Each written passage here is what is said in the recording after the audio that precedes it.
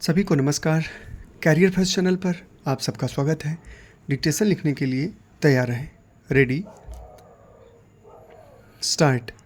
सभापति महोदय, प्रतिदिन छोटी मोटी झड़पें होती रहती हैं। हमारी फौजें बड़े उत्साह से उनके मुकाबले में खड़ी हैं। उनके हौसले बहुत ऊंचे हैं, लेकिन हमारी सरकार का भी यह कर्तव्य है कि उनके हौसले को कभी गिरने न दे। उन्हें हर तरह की सुविधा प्रदान की जाए जिससे उनका आत्मविश्वास बढ़े। मैं मंत्री महोदय से अनुरोध करूंगा कि सरकार अपनी नीतियों के प्रचार का काम ठीक प्रकार से अपनी फौजों से करे। उनको अच्छे अच्छे हथियार दे।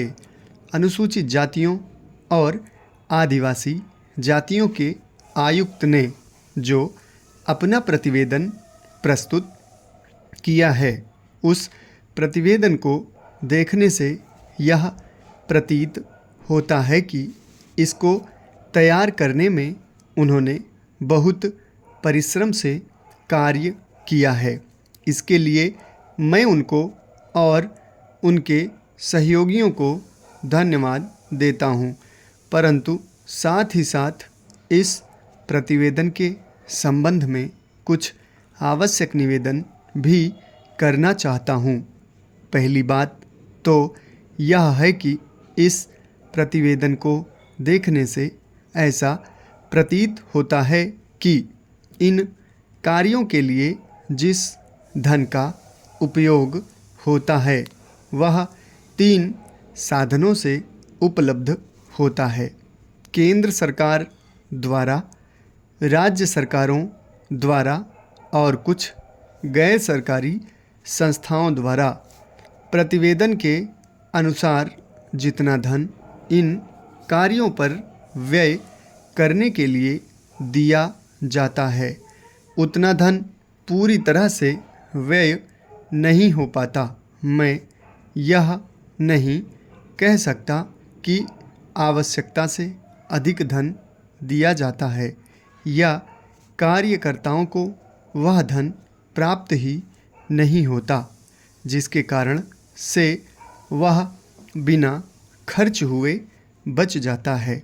मैं तो यह चाहता हूँ कि जितना धन दिया जाता है उसका पूरा उपयोग हो और आयुक्त को यह न कहना पड़े कि इस कार्य के लिए जितने धन की आवश्यकता थी उतना धन नहीं मिल पाया और विवश होकर हमको उस कार्य को बीच में ही रोकना पड़ा।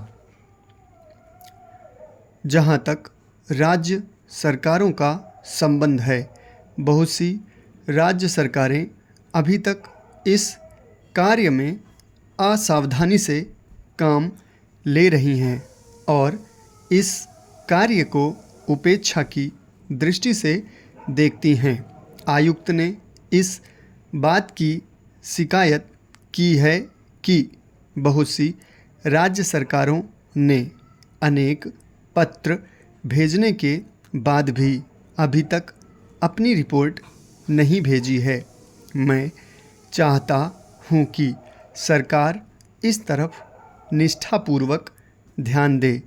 राज्य सरकारों पर दबाव डाला जाए कि वे इस दायित्व के प्रति सचेत हों और आयुक्त को उनके कार्य में पूरा सहयोग प्रदान करें। समाप्त। धन्यवाद।